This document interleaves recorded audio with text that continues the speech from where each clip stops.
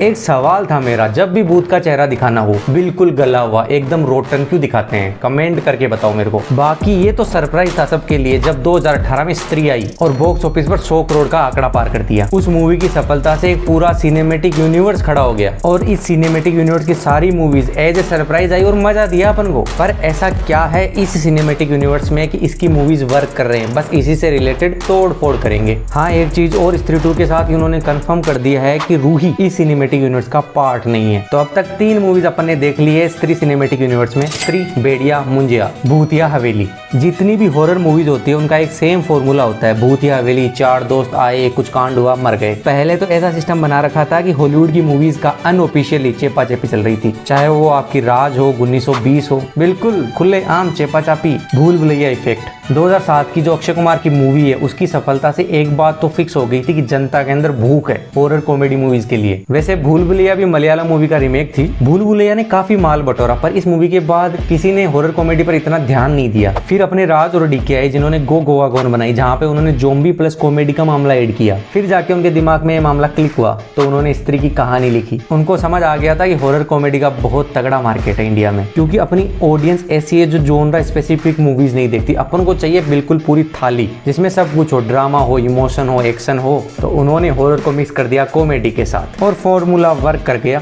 देसी भूत, स्त्री, भेड़िया, मुंजिया, तीनों की कहानी देसी कहानियों से इंस्पायर्ड है। वो कहानियां जो दादा दादी, नाना नानी सुना रहे थे, जिससे इन मूवीज को देसीपन मिला। और इसी देसीपन का बहुत बड़ा एग्जाम्पल है शैतान। अजय देवगन की ये मूवी काफी बड़ी सुपरहिट रही थी। इस मूवी का कॉन्सेप्ट था वशीकरण, और वशीकरण तो ऐसा टॉपिक है जैसे अपनी हर बात में आ जाता है। कहीं नानी कहानी सुनाती है, कहीं दादी कहानी सुनाती है कि पता है तुमको वो वाले अपने जो रिश्तेदार है उनके बेटे ने कभी कुछ ऐसा खा लिया था, रास्ते में कुछ दे दिया था तो वो वश में हो गया था, तू मत खाना किसी का दिया हुआ। तो बस यही मामला हो गया था शैतान के साथ, वर्क भी कर गई। तो जो ये देसी भूत ऐड करके स्त्री यूनिवर्स ने डब्ल्यू मूव खेला उसका फुल मजा ले रही है अब वो। स्त्री का बजट 14 करोड़, भेड़िया 60, मुंजिया 30, तीनों मूवीज पर टोटल खर्चा हुआ 104 करोड़ का। स्त्री ने दुनिया भर से कमाए थे ऑलमोस्ट 181 करोड़, भेड़िया ने कमाए 90 करोड़, मुंजिया जो अभी भी थिएटर्स में लगी हुई है जिसकी कमाई ऑलमोस्ट हो गई थी 131 करोड़, और ये जो टोटल है ऑलमोस्ट हो जाता है 402 करोड़, जो बहुत ज्यादा बड़ा प्रॉफिट जनरेट करके दे रही है। और ये पूरी तरीके से विन सिचुएशन है इस यूनिवर्स के लिए। अपकमिंग मूवीज की बात करें तो अपने वेम्पायर ऑफ विजयनगर, धामा, सुनहरा सुनहरी, क्या है कि यहाँ पे 2 टीमें बन रही है, एक तो अच्छे लोगों की, एक बुरे लोगों की। अच्छे में आ जाएंगे आपके भेड़िया, स्त्री, और बुरे में आपका मुंजिया और फ्यूचर में जो भी कैरेक्टर्स ऐड होंगे। फिर एक बड़ी मूवी होगी एवेंजर्स टाइप की, जहाँ पे इनको आपस में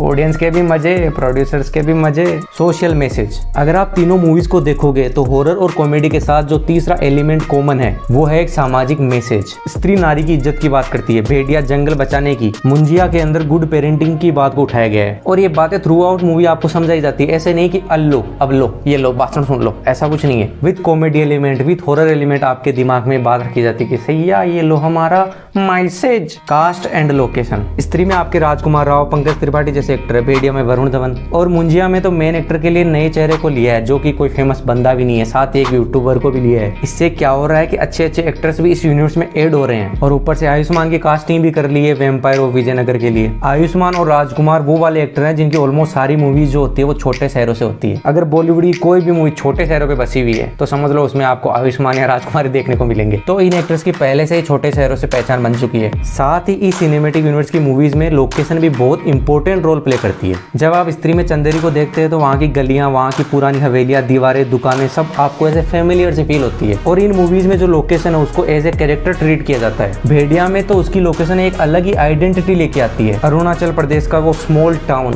जो देखने में बहुत खूबसूरत है। ऊपर से वेयरवुल्फ की कहानी के लिए जो मिस्ट्री चाहिए होती है वो मिस्टीरियस एलिमेंट ऐड करता है, क्योंकि वहाँ पे जंगल है, वो बड़े बड़े पेड़ है, वो वहाँ की बड़ी बड़ी पहाड़ियाँ, एक मिस्टीरियस एलिमेंट सा क्रिएट होता है जो कहानी को और एलिवेट करता है। मुंजिया की कहानी तो पूरी तरीके से कुनकन गांव से स्टार्ट होती है और वहीं रह जाती है। मिस्ट्री, जब भी हॉरर की बात होती है तो उसके साथ पहले से मिस्ट्री और सस्पेंस ऐड होता है, उसके लिए अलग से बात करने की जरूरत नहीं होती। इन मूवीज में कॉमेडी और मिस्ट्री एंड तक बनी रहती है, चाहे वो स्त्री के ओरिजिन से रिलेटेड हो या स्त्री कौन है उससे रिलेटेड हो। थ्रू आउट मूवी अपन को फोकस किया जाता है कि श्रद्धा जी जो है वो स्त्री है। वैसे श्रद्धा के कैरेक्टर को तो एंड में भी बिल्कुल मिस्टीरियस रखा गया है, नाम भी नहीं दिया गया, आंखें भी लास्ट में चमका दी, चोटी भी जुड़वा दी। नेक्स्ट मूवी में पता चलेगा, वैसे ओपन एंडिंग छोड़ी गई थी। राजकुमार जब पहली बार श्रद्धा से मिलता है तो उसका सीन मैं समझाता हूँ आपको। राजकुमार जी अकेले बैठे होते छत पे और पी रहे थे सिगरेट, तभी श्रद्धा जी आती है अपने अचानक से। और वैसे आपको पता नहीं है तो बता दूं, इनसे रिलेटेड भी घोस्ट कहानियां चलती है कि आप बीड़ी और सिगरेट पीते हो ना तो ये आकर्षित करती है भूत चुड़ैलों को। अगर आप स्त्री दोबारा देखो तो नोटिस करना कि जब जब अपने राजकुमार जी सिगरेट पीते हैं तब तब अपनी श्रद्धा जी आती है। तो मतलब चुड़ैल तो है वो पर स्त्री नहीं थी। भेड़िया में कृति वाला एंगल कई लोगों के लिए सरप्राइजिंग था। मुंजिया में उसकी बाप की मौत से रिलेटेड जो मिस्ट्री थी वो मेन कैरेक्टर के लिए काफी शॉकिंग थी। स्त्री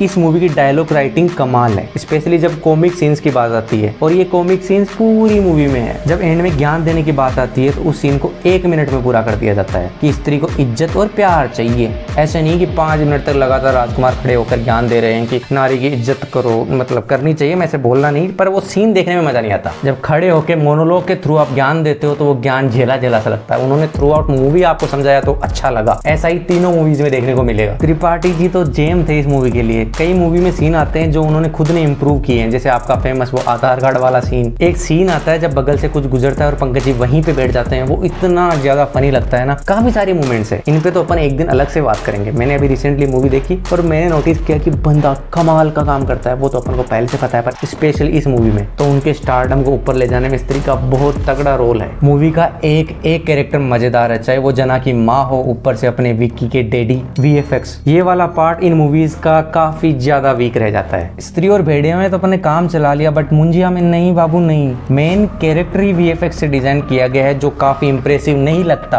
उसकी डिजाइन बहुत वीक लगती है, वो डरावना फील नहीं होता। उस कैरेक्टर के वीएफएक्स पे काम करना पड़ेगा। आई थिंक वो लोग समझ जाए ये बात और करें। अभी तक तो बहाना दिया जा रहा था कि पैसे नहीं है, पर भैया अब तो कमा रहे हो, तुम लगाओ यार वीएफएक्स पे। भेड़िया से रिलेटेड भी प्रॉब्लम है कि भेड़िया को फुल ऑन भेड़िया बना दिया गया है जो उसको एकदम जानवर ही बना देता है। आई मीन भेड़िया तो जानवर ही होता है भैया जी, क्या बात कर रहे हो तुम। आई मीन वो वेयरवुल्फ वाली फीलिंग नहीं आती।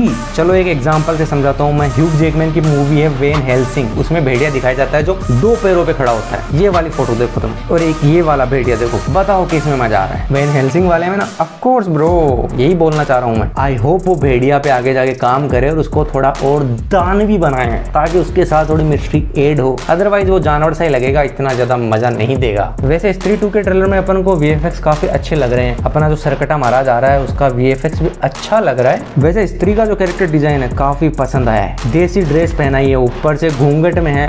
राजस्थानी, इसका मतलब घूंघट देखते ही हैं पसंद आ गई। और नहीं ऐसा कोई बात नहीं है और हमेशा हवा में रहती है। ओनली एंडिंग में उसका चेहरा दिखाया गया है, वही गला हुआ। मैंने बोला था ना, कमेंट करके बताना ऐसा क्यों है। मतलब अपने यहाँ नहीं, हॉलीवुड में भी जब भूत दिखाते हैं एकदम गला हुआ, एकदम ऐसे रोटन सा, क्यों? अगर अपन कंक्लूजन निकालने जाएं कि ये मूवीज वर्क क्यों कर रही है तो उसका रीजन है कि अच्छी राइटिंग है। ऑफ कोर्स अच्छी राइटिंग है, पर एक चीज वो है कि हमारी ऑडियंस को हॉरर देखना बहुत पसंद है और हॉरर अपने यहाँ पे इतनी ज्यादा बन नहीं रही है। बन रही है तो वही 1920 वाली जो हॉरर कम और कुछ और मामला है। तो ऐसे में स्त्री यूनिवर्स क्या कर रहा है, आपको कहानियां दे रहा है वो देसी वाली हॉरर फ्लेवर में कॉमेडी के साथ। मुझे ऐसी कहानी है जो महाराष्ट्र के लोगों के लिए तो अपनी सी लगी होगी, पर मैं राजस्थानी, मेरे को कभी मुंजिया का कॉन्सेप्ट ही नहीं पता था। तो जब मैं मूवी देखा मेरे को काफी फन लगी। हॉरर भी मतलब इतनी नहीं लगी पर अच्छी लगी मेरे को देख के। कि मूवी देखने के बाद भी वो कुछ सवाल छोड़ के जाती है कि मुंजिया क्या है, इसका कॉन्सेप्ट क्या है, ओरिजिन क्या है। तो मैं मराठी कहानियां सुनने गया, यूट्यूब पे मैंने सर्च किया मुंजिया के बारे में। ऐसा ही भेड़िया के बारे में था। चलो भेड़िया कॉन्सेप्ट तो हॉलीवुड में भी काफी बार देख चुके हैं, पर स्त्री का कॉन्सेप्ट ऐसे ही नहीं नॉर्मल चुड़ैल दिखा दी है जो हर मूवीज में दिखाया जाता है। एक प्रॉपर ओरिजिन वाली चुड़ैल जिसके साथ एक सामाजिक मुद्दा भी जुड़ा हुआ है। स्त्री यूनिवर्स की सक्सेस के पीछे एक रीजन ये भी है कि इन लोगों को पता है कि ये क्या कर रहे हैं। ये एक्टर से ज्यादा कहानियों पे फोकस कर रहे हैं। मुंजिया प्राइम एग्जांपल है इसका। बाकी तुम बताओ स्त्री 2 के लिए कितना ज्यादा एक्साइटेड हो, कमेंट में बताना। और ऐसी कोई लोकल हॉरर मूवीज बताओ यार मेरे को जो मैंने देखी नहीं हो। बाकी ये 2 वीडियो चेकआउट कर लो, यूट्यूब ने खुद रिकमेंड किए हैं तुमको, तुम्हारी पसंद के अनुसार। चाहो तो पूरा चैनल चेकआउट कर लो। बाय बाय, अलविदा।